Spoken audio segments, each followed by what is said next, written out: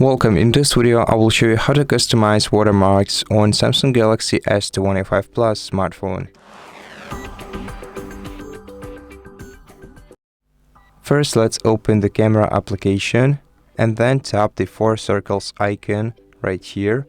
Tap the gear icon to open camera settings. In camera settings, let's go to the watermark menu.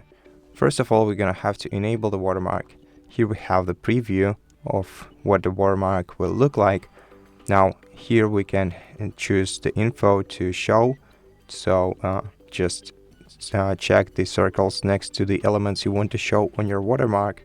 And now for the model name, we can also change the model name, so we can, for example, just insert some custom text here,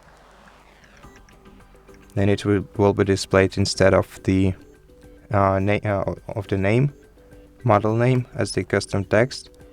We can also change the date format and the time format right here. Change the font style by choosing the font from this list, and also change the alignment. And besides, you can change the position for your watermark, choosing between top or bottom. And that's how you customize watermarks on your Samsung Galaxy smartphone. Thank you for watching this video. If you liked it, please consider subscribing to our channel, leave us a like and a comment below, and I'll see you in the next one.